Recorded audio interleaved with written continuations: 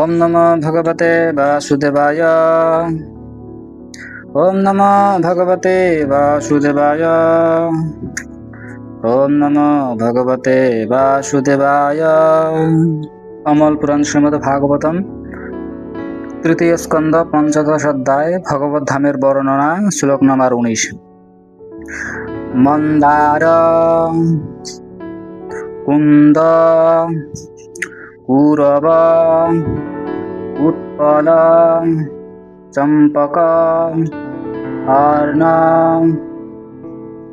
পুন্নাগ নাগ বকুল অম্বুজ পারিজাতঃ গন্ধে অর্চিতে তুলসিকা আভরণেন তস্যা যস্মিন তপ সুমনস বহু মানয়ন্তি মন্দার কুন্দ কুরবোৎপল চম্পকর্ণ পুন্নাগ নাগ বকলম্বুজ পারিজাতঃ গন্ধে অর্চিতে তুলসিকাভরণেন তস্যা यस्मिन् तपसु मनस बहु मानयन्ति।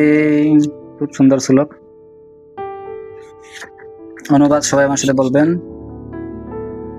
যদিও মন্দার, কুন্দ, কুরবক, উৎপল, চম্পক, অর্ণ, পুন্নাগ, নাগকেশর, বকুল, কমল ও পারিজাত বৃক্ষসমূহ অপ্রাকৃত সৌরভ মণ্ডিত পুষ্পে পূর্ণ, তবুও তারা তুলসীর তপশ্চর্যার জন্য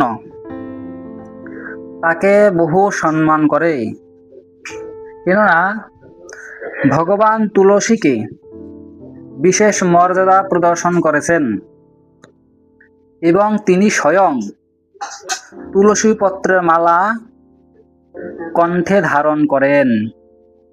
তাৎপর্য করেছেন আন্তর্জাতিক কৃষ্ণ ভাবনমৃত সংঘ প্রতিষ্ঠাতা জগৎগুরু শিল প্রভুপাদ। জয় জগৎগুরু শিল প্রভুপাদ কি। তুলসী পত্রের মাহাত্ম্য এখানে স্পষ্টভাবে উল্লেখ করা হয়েছে। তুলসীর বৃক্ষ ও তার পাতা ভগবত ভক্তিতে অত্যন্ত মহত্বপূর্ণ। ভক্তদের প্রতিদিন তুলসীকে জল দান করা এবং ভগবানের পূজার জন্য তুলসী পত্র চয়ন করার নির্দেশ দেওয়া হয়েছে। এক সময় এক নাস্তিক স্বামী মন্তব্য করেছিল, তুলসী গাছে জল দিয়ে কি লাভ, তার থেকে বরং বেগুন গাছে জল দেওয়া ভালো। বেগুন গাছে জল দিলে বেগুন পাওয়া যায়, কিন্তু তুলসীতে জল দিলে কি লাভ হবে। এই সমস্ত মূর্খ প্রাণীরা ভগবত ভক্তির তত্ত্ব জানে না, জনসাধারণের শিক্ষার ব্যাপারে সর্বনাশ সাধন করে। চিৎ জগতে সবচাইতে মহত্বপূর্ণ বিষয় হচ্ছে যে সেখানে ভক্তের মধ্যে কোনো রকম মাৎসর্য নেই।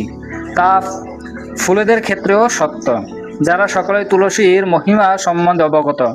যে বৈকুণ্ঠলোকে 4 কুমারেরা প্রবেশ করেছিলেন, সেখানকার পক্ষী ও ফুলেরাও ভগবানের সেবার ভাবনায় ভাবিত ছিলেন।